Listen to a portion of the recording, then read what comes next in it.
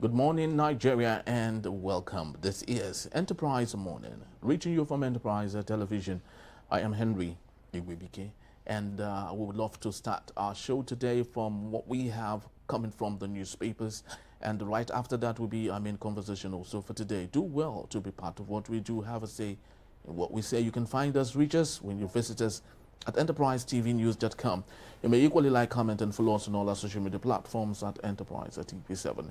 A very so honored to have with me, joining me via Zoom from Lagos State, Nigeria, is Barrister Tunji Abdulhamid, barrister, a law public affairs analyst, and Emeka Madunago, journalist, a development communicator, and a public affairs analyst. Good morning to you, gentlemen, and welcome to Enterprise Morning today. Good morning. Thank you so very much. So let's kickstart today. So let's kickstart today with what we have from the Guardian newspaper, and we have the big with what story. we have from the Guardian Outrage newspaper, over and we rising have the big story. abductions. Attack Outrage as over army rising rallies abduction. 24,000 recruits. And equally on the downstrip, we have Cross River to begin forensic audit of civil servants' certificates in January. We have 230 million Nigerians to unseat Tinubu defecting governors, El Rufai says. Governor Yusuf presents a 1.36 trillion for 2026 budget, and over 6,386 cargoes are detained by Nigerian Port Authority. Customs incur 472.5 million daily demurrage.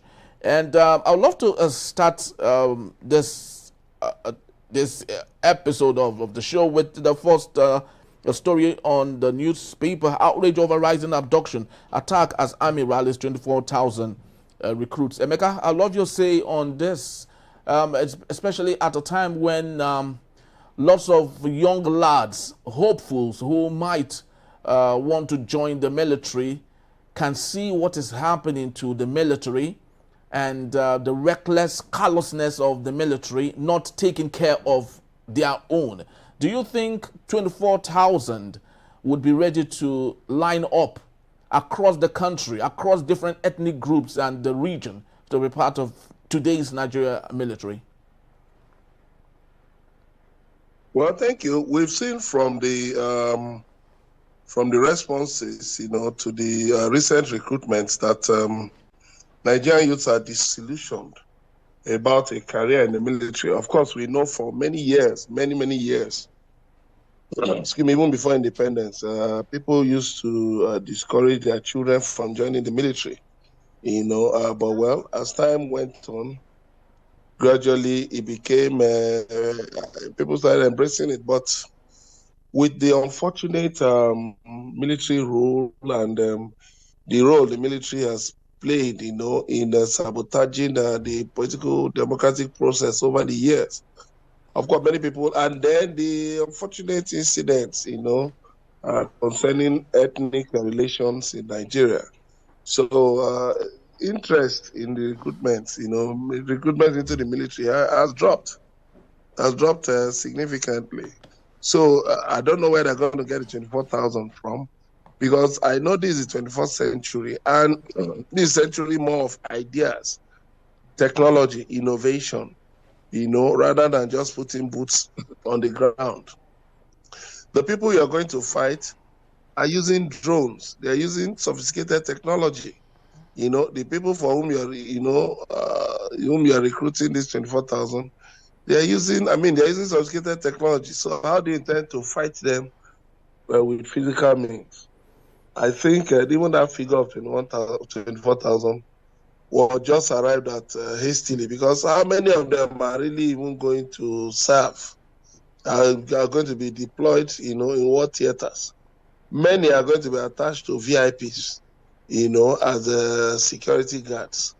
So I think, first of all, we should reorganize, our idea about the military before we now start talking about recruitment. Thank you.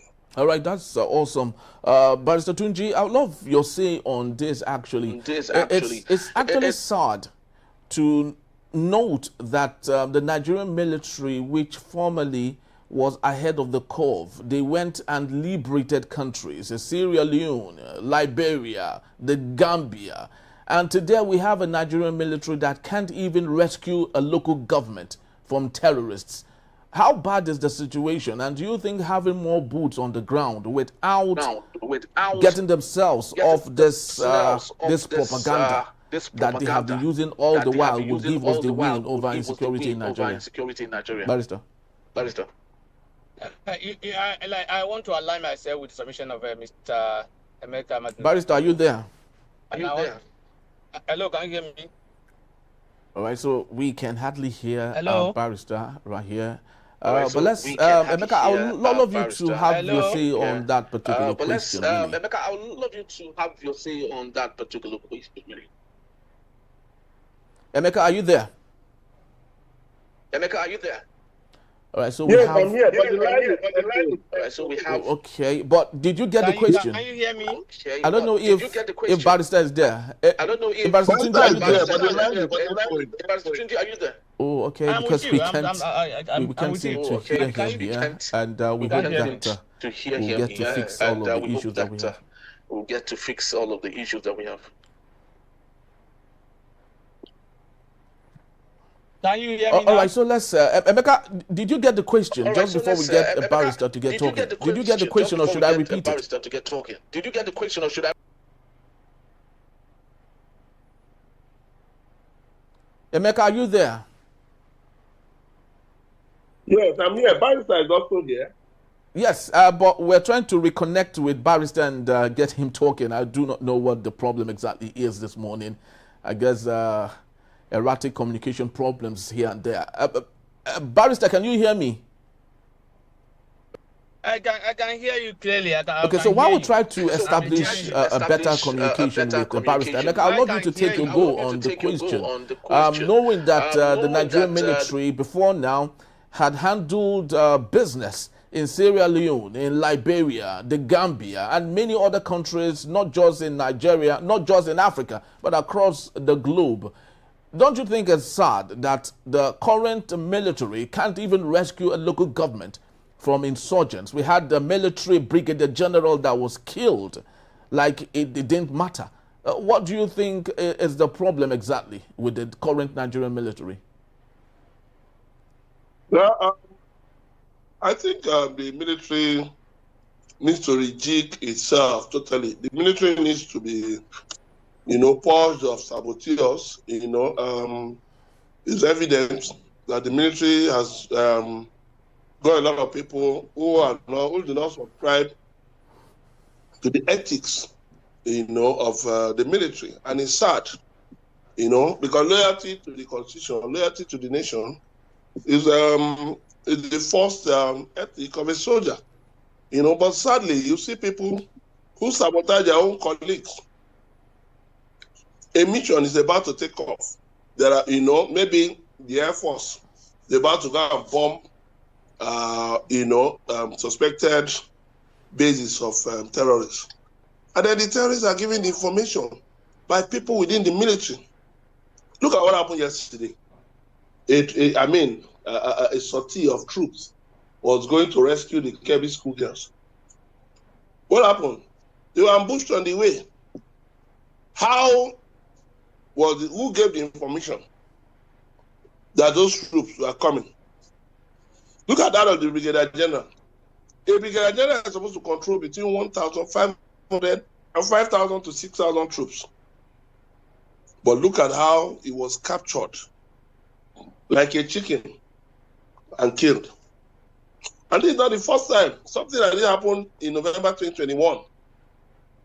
Brigadier General Zikisu, who was killed in Chibok, while trying to push back against Boko Haram, Then now you have Brigadier General Musa Uba, killed in the Damboa axis.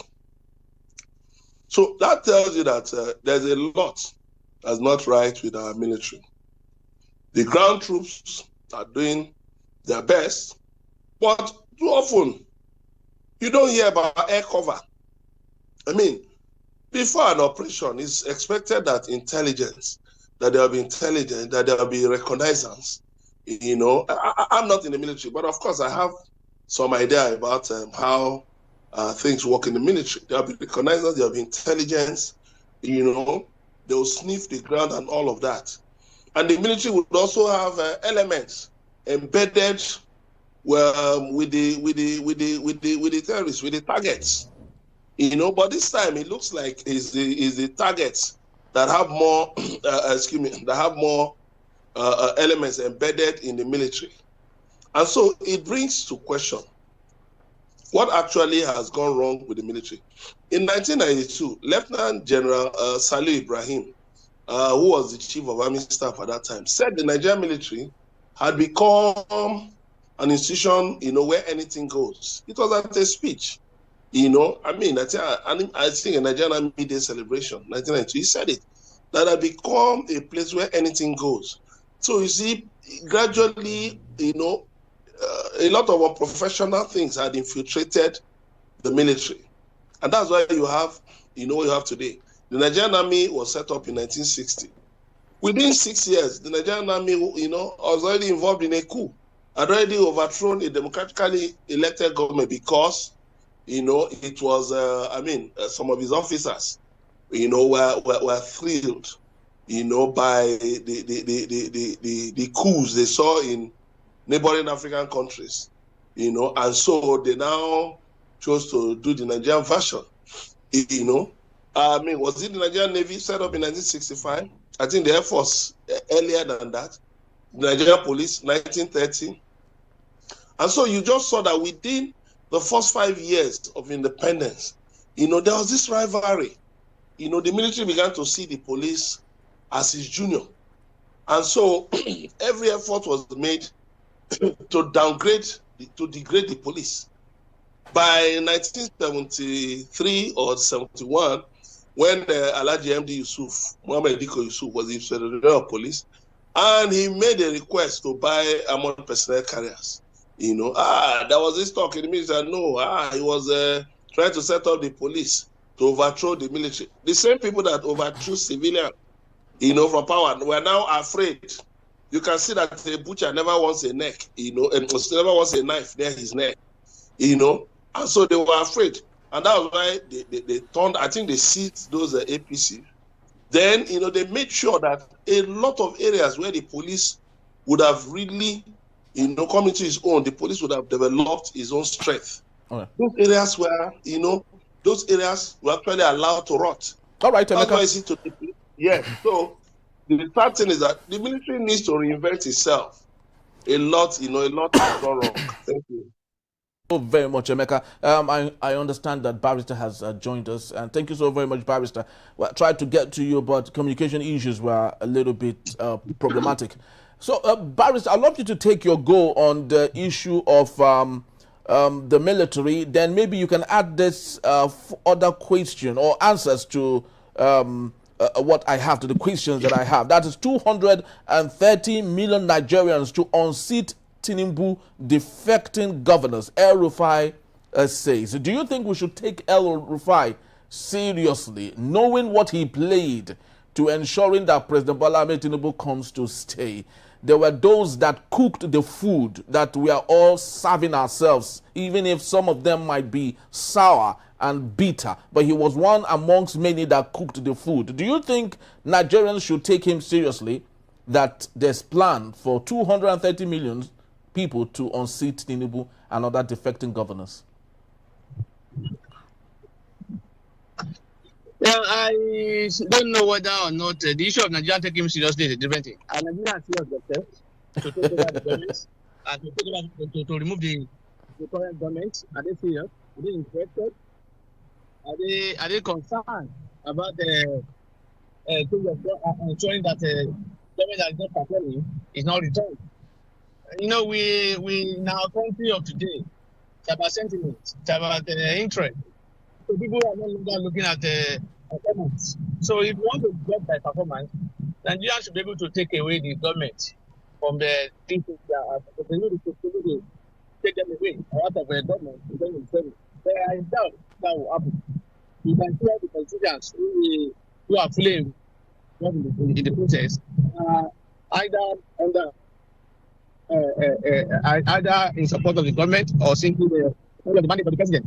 Nigerians too are also suffering. Some of them, majority of them are also in that category. So as far as I'm concerned, I think until we all decide to what's it called, do the needful, and so that the right things are done, and we see it as a responsibility on us to have a government that's not working out of office. Nothing may change, and the government will still continue from where he is now or where he stopped. Regarding the military, can you put something on nothing and nobody can?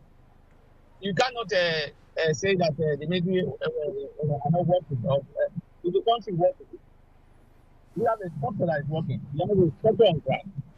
You have a system that can say, look, this system is a system that is working. I don't know about that. So as long as you don't have that system working, you cannot talk about what's it? The military not working. Military is a military is what's it called? It's part of the system. It's part of Nigeria, and as long as the structure in Syria is not working, the structure is not working, and the military will not work. That's what I see in it. So I will not expect a military from the military. They've been bastardized. They've not been politicized. They now work as politicians, and they work in this kind of politicians. So I don't think is the government enable? No. So many things are wrong. And it is wrong because the financial is wrong. The system is no longer done to make it work. So I will not blame or isolate the military for not performing. The military is not performing. The legislators are not performing. Every sector, all institutions are not working. So how do I expect a miracle from a particular sector? Everybody just on their own things, until we have a system that is working, nothing will change. We continue in this manner. Sad, actually, Barrister.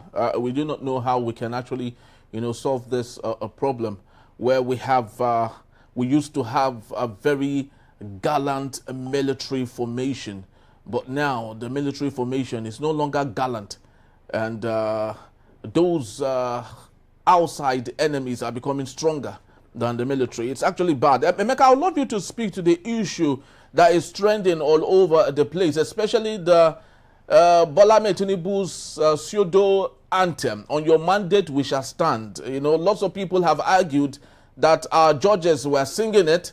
Others were saying they were not singing it. It was the police force that was drumming it.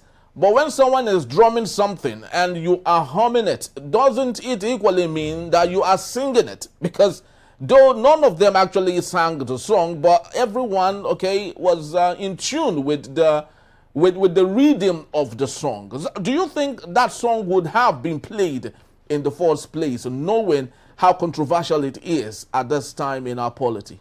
Emeka? Well, the person who raised the Chidi or the Kalu SN was being mischievous. And I think he should apologize to the judges for that lie. That was a piece of misinformation. The police band, whenever a dignitary is called up at a public event, we know the police band will just raise a tune, just raise a tune. It's a standard practice. But the tune in question, Emeka, the tune in question is where the problem is. I'm coming. Yes. I'm coming. They just played a tune. You were the one who called it "On Your Mandate We Shall Stand." But I can give you up to 5 songs that have that same tune. Yes. I can give you songs that have that same tune. I wish we have the time. I would have loved to know. I would have loved to know which other song has that tune, because it's a template that everyone knows. I'm singing one for you now. I'm singing one for you. I remember when I was a soldier. I remember. Is that not the same tune? I can sing more. Look, let me tell you, please. Let us stop politicizing things and ridiculing institutions. That is not how we progress as a nation. We must not put politics into everything. I was at the conference of editors last week at the presidential villa when President Bola Tinubu stood up, to address editors. It was the same, tune that was played just briefly for a few seconds. Did anybody make issue out of it? Or because some people are always irredeemably fixated on chaos. Or what did Professor Chidi Okekalu, what did he stand to gain from such childish nonsense? That's arrant nonsense. What do you say? Because the judges can actually decide to sue him, and they will bring different songs that have that same tune. Initially, he claimed that the judges are saying, when the video was played from the judge is standing, then I've seen interpretation. Why were the judges standing? What is it? What do we want in this country? What do we want in this country? Why did they allow? Why would the president have the effrontery to come and to allow the policeman to play such acts? And what is it? What exactly do we want? We're just making a ridicule of ourselves. So, and this democracy, we all fought for it. We should not destroy democracy because of all these childish, tantrums. The issue that the president addressed, that justice is not for sale. Instead of us to make that the fulcrum of our debate, we are talking about a tune that didn't even last for up to 1 minute. That is what we're discussing. I mean, we should think about the good of this nation. I'm not a Tinubu supporter, but what I'm saying is that this distraction is not necessary. It's not necessary. Tinubu raised certain issues that justice should not be for sale. Senator Babafemi Ojodu raised, he wrote an article which he published, claiming that certain people, had actually been bribing judges. Now, there has been a response to it from Kayode Ajulo, and I believe there will be other responses. We should be debating that. What we're talking about is a tune that lasted 30 seconds. Come on. What are we doing to ourselves? We're just ridiculing ourselves. It's not necessary. It's not good. Thank you. Well, it might just be a little tune, but it comes with lots of sensitivity and lots of impact. Remember the kind of politics we play, especially as exacerbated by President Bola Tinubu, a politics of division, a politics of winner takes all, a policy of or politics of wiping everybody clean and wiping away the opposition. So it is not actually the fault of Odinkalu to want to raise issues like this. But Barrister. Odinkalu is a professor of law. Odinkalu is a senior advocate of Nigeria. And with due respect, he's utterly irresponsible. It's not somebody like him that will bring it. It's utterly irresponsible. I don't care if your neighbor decides to wear clothes that are covered in feces. Must you do the same thing? If your neighbor decides to steal a fuel from people's cars, do you have to do the same thing? To prove what? Come on, we should attain to higher standards. We should attain to higher standards. Odinkalu now, you didn't get my point. He has taken the conversation away from the issues raised at the conference to trivialities. And that is the major problem we have in this country. We dwell too much on trivialities. We dwell too much on distraction, things that don't matter. Let Tinubu play first, let him do anything. And so what? Can't we live by higher standard? Yes, we can live by higher standard. That's what I'm saying. Thank you. All right. Barrister, I'd love you to have your say because this is your catchment area. You understand it better. Speak to me on issues raised, especially President Bola Tinubu saying that justice should not be for sale. And remember, the same people who have asked us Nigerians or telling judges that their judgment should not be for sale are the first people that would ask every other opposition to go to the court. And we all know what that means. It could be say, of course, go to the court, but we all know the Trojan horse behind go to court. Speak to me, Barrister, on this and, of course, what Odinkalu had saying on the anthem that was done by the police band.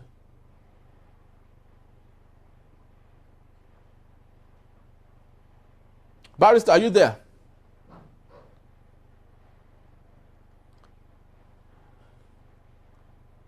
Hello, Barrister, can you hear me? All right, just before we get... All right. Okay, so just before we get Barrister to talk, of course, we were speaking to the issue as raised by Odinkalo SAN on the issue that happened in Abuja, and the judges, alleging that the judges actually were singing to an anthem that is reputed to President Bola Ahmed Tinubu. Emeka is reason that those are necessary distractions. Yes, they are necessary, but they are distractions, and we should focus on the most important item on the list as Nigerians, especially as we walk towards 2027. But given the the behemoth nature of the problems that we have in Nigeria, those are salient issues that we should talk about. But just before I get Barrister, to come back and talk to us, I would love that we just quickly move on to... Yeah, so Barrister, if you may, I'd love to ask you on the issue that Odinkalo SAN had raised, that the judges were allegedly singing to the anthem of President Bola Ahmed Tinubu. That is on your mandate, we shall stand. And equally on President Bola Ahmed Tinubu asking the judges not to sell their judgment. It is not for sale. But we all still know that the government of the day are the first persons to tell the opposition to go to court, and we all know what that means. Speak to me. This is your area of catchment.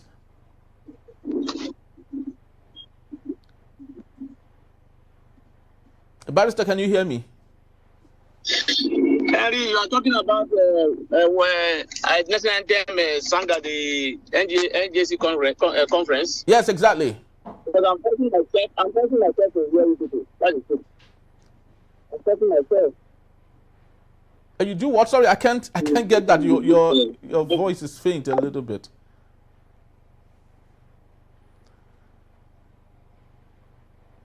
All right, so we actually do not have enough time. We're just about to wind up for this segment. But of course, let's move on to our next event for the day. That is our main conversation. That is when we return. Nigeria rejects U.S. troops, says Trump's genocide narrative is worsening insecurity in Nigeria. In a bit, still Enterprise Morning. Don't go anywhere. I'll be right back.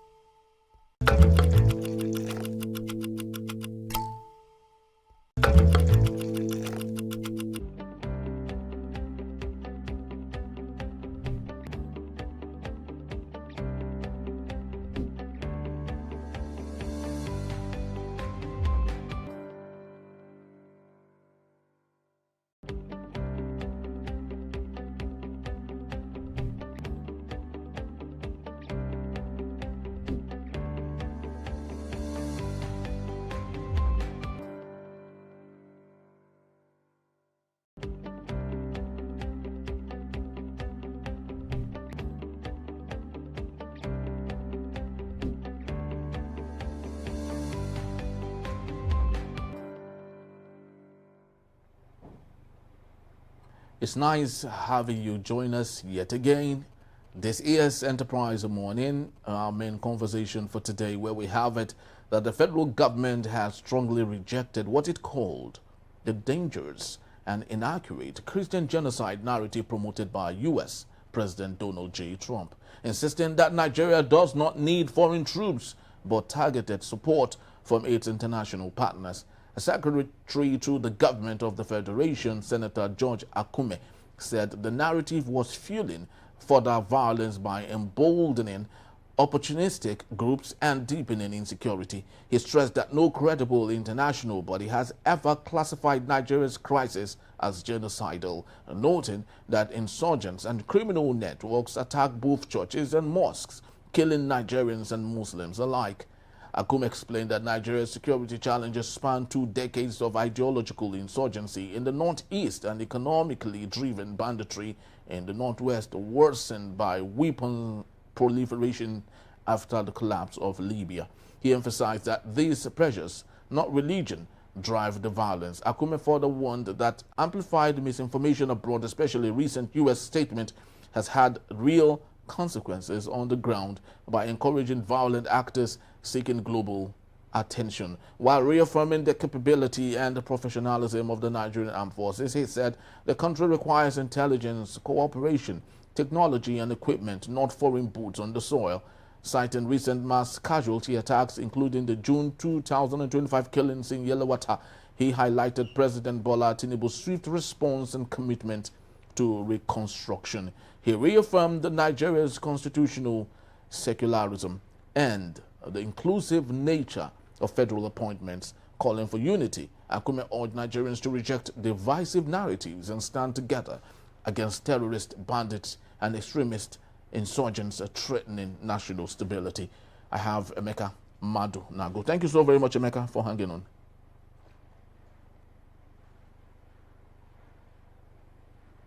Emeka, yes, thank you very much. All right. Thank you. Thank you. Yes. So, Emeka, what's your say on what Akume had going on there, especially as regards to the same thing Nigerians have asked them not to do? Don't go on the defensive. Go on the issues at hand. See how you can solve the problem rather than cherry picking what you want to say and what the international community do not want to hear at this point. What's your take on Akume's statement, actually?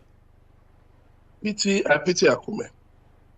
I pity President Bola Tinubu and his government. If you've noticed something, the insurgents have now resorted to making videos of their, of their activities. They are now showing their faces. They don't care. They are determined to disgrace Tinubu.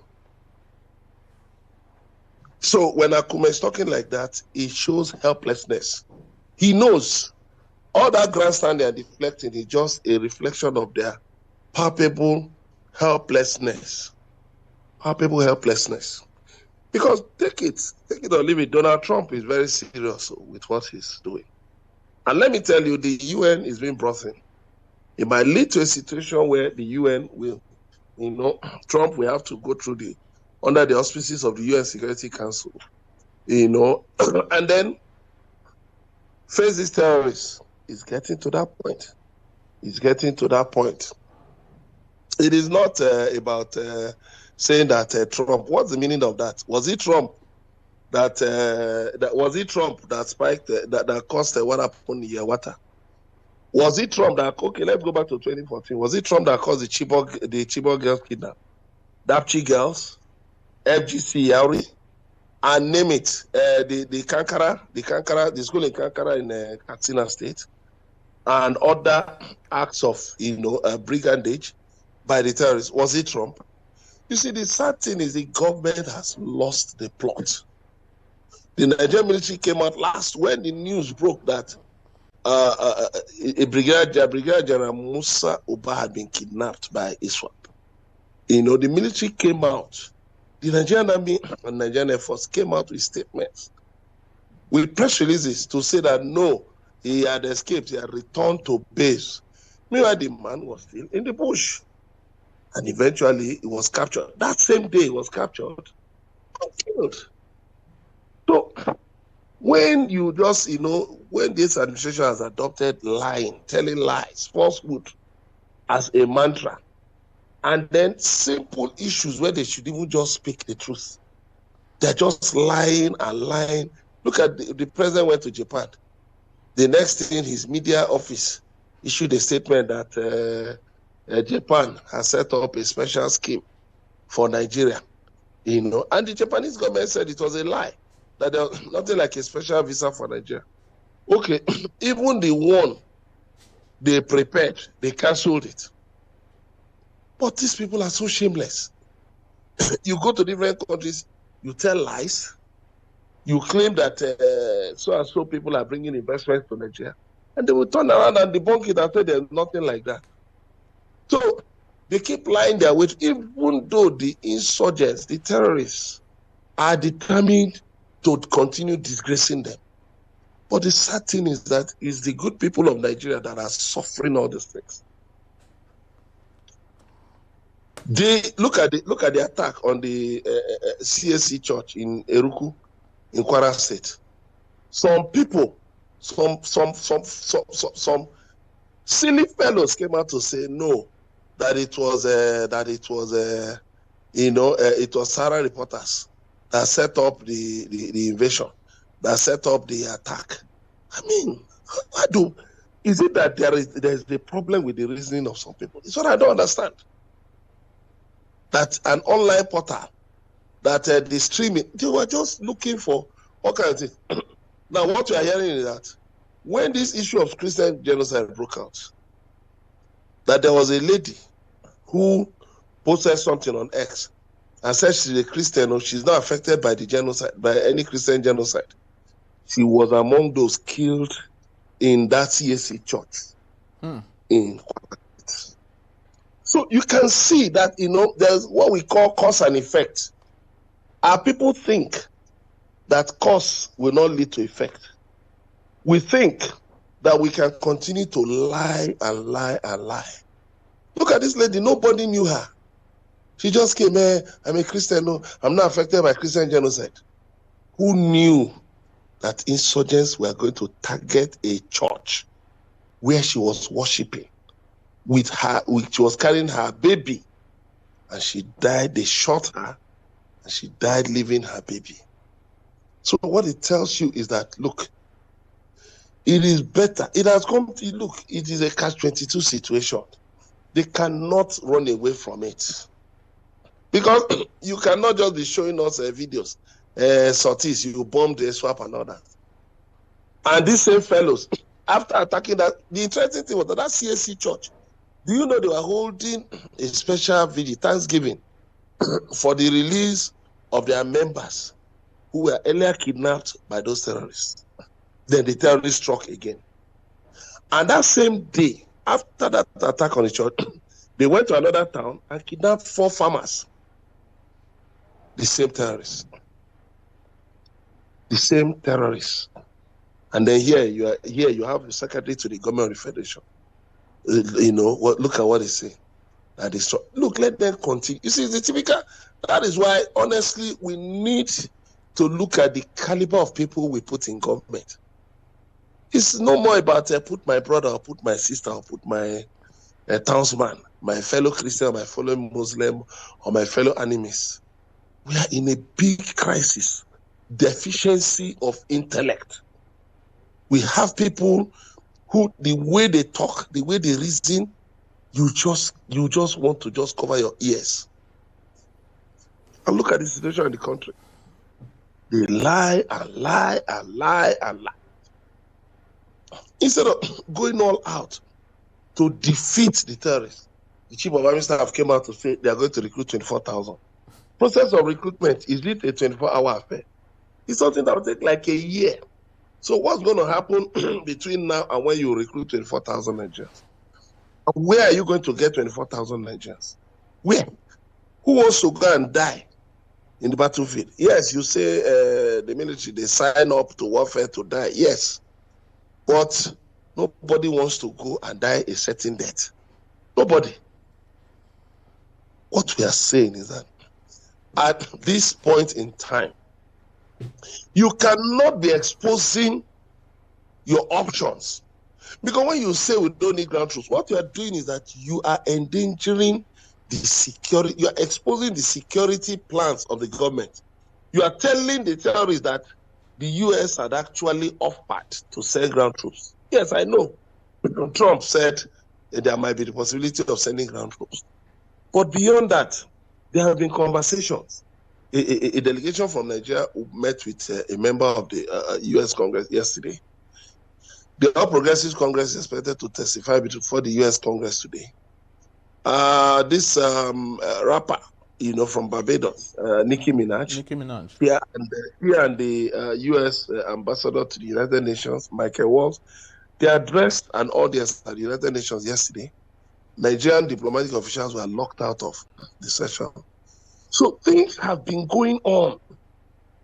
Discussions have been going on at different levels. Don't forget that the United States has, attachés. They have defense attachés in Nigeria. So definitely discussions must have been going on, at different levels, between US and Nigerian security officials, with different options being discussed, being put before the nation. So while you are doing that, you should talk less and act more. But the sad thing is that they have recruited the online, extremists, influencers who, appear to actually even, be posturing for the terrorists, because the way they are talking, the way some, and the Nigerian government is happy about it. But these people are hurting your interests. They're not helping you. They're not helping you at all. They're actually even confirming that, yeah, look at what happened. Look at the Eruku church. You said there is no Christian genocide. But look at the live, there was a live telecast of an attack by terrorists on a church. Come on. What else do they need, or the international community need?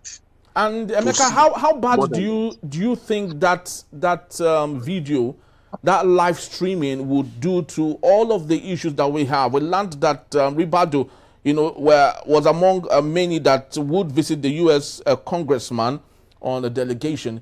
But don't you think that going there and playing for them what just happened in Kwara would even make their delegation look useless at this point? I think at this point, the president should sack Rebuttal as the National Security Advisor, and maybe appoint Mr. Tosin Ajayi, who is the DG of DSS. Maybe appoint him as National Security Advisor, because I think Mr. Tosin Ajayi has a better understanding and a more strategic approach to the problems we have right now. When he addressed editors, some months ago, when he addressed us in Enugu, of course, there were certain things he said, talking about how they are decided to be seen more than being heard, talking about why the service decided not to have, a designated spokesperson, for the service, and excuse me, he said some other things, which resonated very well. You could see that the man said, oh, the time for exposing ourselves, exposing our strategies, it has come to an end. Right now, we need to downplay a lot of things. Let Nigerians applaud us for our successes, rather than, for our voluble, talk. And that's why you see the DSS these days has become, less visible, less vulnerable, and you can see the things they've made certain tactical changes, even in the images portraying their agency in public and all of those things. So we need a different approach. We need to really look at what is going on. The Sahel is a hotbed of terrorists. A hotbed of terrorists. These guys are targeting to overthrow the governments of Burkina Faso, Mali, Niger, and other countries in the Sahel. So those countries are battling a serious insurgency. Those countries, the alliance states, drove away US and French military, troops from their countries. So leaving only them, only their people, and then with aid from some support from Russia, to fight these battle-tested mercenaries, battle-tested terrorists. And it seems they are importing these guys from different parts of the world, because the way they keep increasing. Look at Boko Haram. In recent months, there has been a resurgence of Boko Haram. How did that happen? Boko Haram that we thought had been degraded, the military said they had been degraded. ISWAP said they had overwhelmed Boko Haram, they had wiped out Boko Haram. But how come Boko Haram, all of a sudden, we started witnessing the resurgence of Boko Haram? Yes, speaking to the issue of resurgence of Boko Haram, I would love to believe you watched the viral video on Piers Morgan's show, where the Minister of Foreign Affairs, yes, was having a discussion with a lady there, and the lady actually alleged that he was a mole or a tool of Iran. staged in Nigeria, with lots of other allegations here and there. Because you were talking about resurgence of Boko Haram. And Emeka, you are a journalist and you understand these things better. There have been allegations, there have been statements, factual ones, that those within this administration of President Bola Ahmed Tinubu have been fingered to be either terrorist sympathizers or sponsors of terrorist activities under this administration. So why are we like ostriches hiding our head in the sand while the whole of our body is exposed and thinking that we would suddenly or miraculously win the war against terrorism in Nigeria? Well, Tinubu, when he came in, he said he will continue from where Buhari stopped. Buhari was a clueless, confused leader. He didn't even know why he became president. He just wanted power for the sake of it. He didn't know why. And so, if I want to talk. I mean, and so what did we see? We saw that, these terrorists became emboldened. Now, Yusuf Tuga saying that only 122 Nigerians have been killed. How many were killed in Yewata? Over 500. It was clear. This one was reported in the media. So what it shows that why would Tinubu choose somebody like Yusuf Tuga? He doesn't have any name recognition. Covered foreign affairs for many years. Where did he get him from? Yes, he was, I think, in the foreign service or something. But there are more brilliant. Somebody like Bolaji Akinyemi, Professor Bolaji Akinyemi, by the way, would have even been a better foreign affairs minister. And there are other people like that. There are so many others who would have done a better job because they have a name recognition. But Tinubu went to put Akinyemi in the Nigerian Institute of International Affairs as DG. No. At such a time like this, you don't hide your critical assets.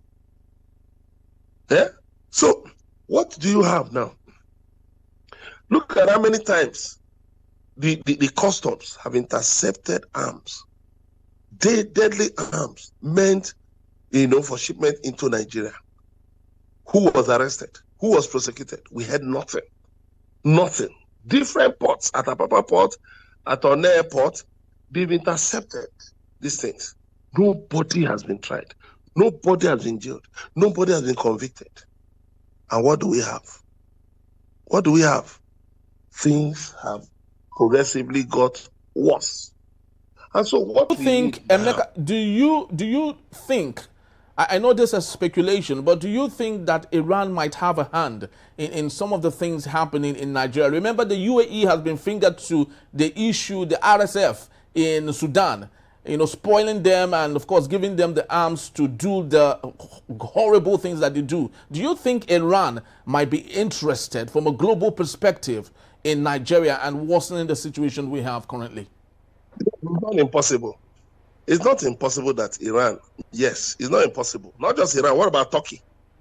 Iran, Turkey, it's not impossible that these countries, even the UAE, it's not impossible that these countries have a hand in the insurgency, in this full-blown terrorism. It's not impossible. Because, so these countries, even including Saudi Arabia, have been linked to, some of these deadly groups. So it is not impossible. It is not impossible that these countries, because remember, Buhari as president, actually said that certain foreign interests were behind the insurgency. And of course, when you dig much deeper, you will see, yes, how are these insurgents getting their weapons? Yes, we talk about illegal mining, but in whose interest? Even China is another country of interest, because you see, you have a number of Chinese nationals who are involved in illegal mining, illegal extraction of solid minerals in Nigeria. You have them involved. So when you look at all of these things, then you also have some Westerners, yes, Europeans, Americans, also involved in all these things. So the sad thing is that, you see, the Nigerian government, instead of working silently and mapping out strategic responses to the problem at hand, is more interested in deflecting, in casting blame. Look at what some papers were carrying today. that is pro-Biafra groups that are behind the Christian genocide claim. Okay, so what has that got to do with anything? This is something that started since 2009. This issue of Christian genocide. What has that got to do with anything? They're just looking for excuses. So it shows you people who don't even want to do. Like Tinubu administration doesn't want to do anything about this. That's why even less than 24 hours after those 25 schoolgirls were kidnapped in that school in Maga, in Kebbi State, Tinubu sent Vice President Kashin Shettima to Kogi to receive defectors, to show you how insensitive these people are. They had even scheduled another one for Taraba State for Tuesday. Even though that maybe some people warned them, cancel this thing. Tinubu was even planning to fly out of the country yesterday. Yes, Wednesday. So that tells you that these people don't even know why they came to power. That is the sad thing. They don't even know why they came to power. They don't know why they ran for election. They don't know why they grabbed it, snatched it, and ran away with it in the words of Tinubu during the campaign. And that's the sad thing. So they're just going around, spinning around like a barber's chair. Will we continue like this? You've seen allegations made by Mike Arnold, that American influencer who was brought by Reno Mockery to color the narrative. Mike Arnold has named some influential Nigerians in this thing. What has government said? The government has said nothing. Has said nothing. And then when you talk about moves in the government, what else do you expect? What else do you expect? The horrible corruption, the humongous corruption you have in the country, I mean, gives access to public funds, gives corrupt individuals access to public funds. And what do they do with the money? Is to recruit thugs, recruit, dangerous elements to fight their opponents, to snatch ballot boxes, to fight at party conventions. That is what you see. That is what you see. These people have no development agenda, nothing. And so, whether they like it or not, you see, this terrorism must come to an end. Whether it's by them or foreign powers, let me tell you, the terrorism in Africa affects the world. And if Nigeria, God forbid, Nigeria implodes, Africa is finished. Africa is doomed. And strategic interests, Western interests, strategic Asian interests and all of that, they don't want Africa to implode. They don't want Nigeria to implode. So if it comes to a point where they will have to intervene directly to face these terrorists, they will do it. Because the Sahel is a big piece of ungoverned territory. So they might just start from there. Since Nigeria is talking about sovereignty, they might start from there. Then if they decimate those terrorists and they run into Nigeria, then the conversation will now shift to another gear. It will be about you have to give them up. You have to capture them and give them up, or else we'll declare that you are supporters of terrorists. So the game is actually changing. And I see what Trump has said, taking off from the Sahel. Because the Sahel is ungoverned territory.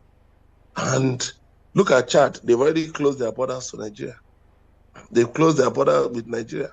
So if the U.S. decides to strike, and it won't be only the U.S. now, you can see they moved it to the United Nations.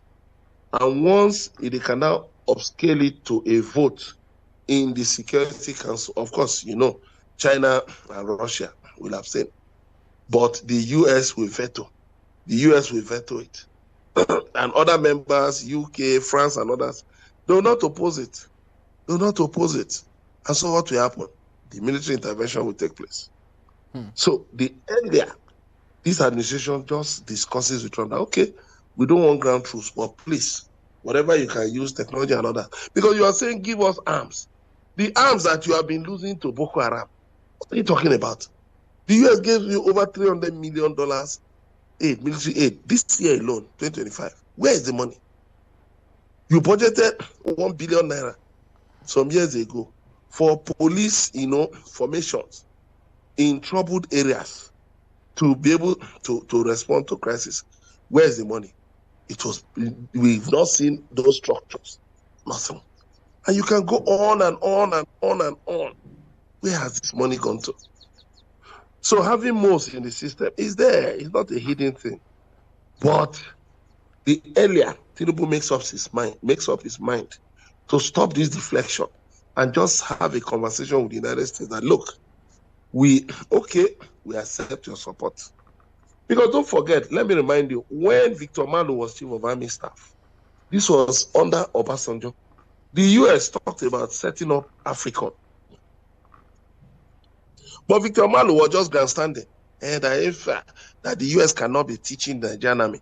Now we've gone on peacekeeping. We've gone on this, that, and the other. That is actually Nigeria that should be teaching the US, But the US that should be teaching the US army. But what happened? Look at where the military is today. Victor Malu is not alive. If not, I would love to interview him. Now, what do you think? Look at the number of. I even went to interview him one time, but they said he was indisposed and all of that. But he's dead. So, when you look at all this, grandstanding will not solve anything. Grandstanding will not solve it. These terrorists are using drones to attack our troops. We are losing too many troops. We are losing equipment. We are losing money. And it's affecting the economy. We can't continue like this. We have gone past the stage of deflecting that this is causing this. We have gone past that stage. It only tells you that Akume doesn't even understand strategic warfare. He doesn't understand military strategy. For that statement he made, he only made himself a laughing stock. He doesn't understand what is going on, But I hope and pray that Tinubu will come to a realization that his security chiefs will tell him, look, we must take decisive action so that we don't lose the plot. Because if US and its partners, international partners, if they decide to go ahead to take the bull by the horns, honestly, Nigeria will just be a spectator. It will not be even an issue of sovereignty anymore. It will be an issue of saving Nigeria from itself and saving Africa from being destroyed by the crisis in Nigeria. Thank you. Thank you so very much, Emeka. Of course, sincerity is at the core of everything that we do. As these issues balloon every single day, the big question is, what is President Bola Ahmed Tinubu doing about it? Suspending his tour, yet again tour, globe-trotting tour to COP30, which of course we do not have anything to contribute in there. It's not just the only solution, but the desire to understand what it is that should be done and how to do it, and not politicizing it and not playing politics of 2027 and the winner takes all, or ensuring that dissenting voice do not have a say in the name of opposition, wouldn't even solve all of the problems. It's bigger than we can ever imagine. It's cancerous at this point. And what we need is to totally remove the tumor. But does President Bola Ahmed Tinubu have the gusto to remove the tumor at this point? That is the big question that seriously needs answers. And that's about time we have. We'd love to say thank you for making this a date. Please do well to follow us. You can find us at enterprisetvnews.com. You may equally like, comment, and follow us on all our social media platforms at Enterprise TV7. I am Henry Gwebike. Thank you for watching. We'll see you. Bye-bye.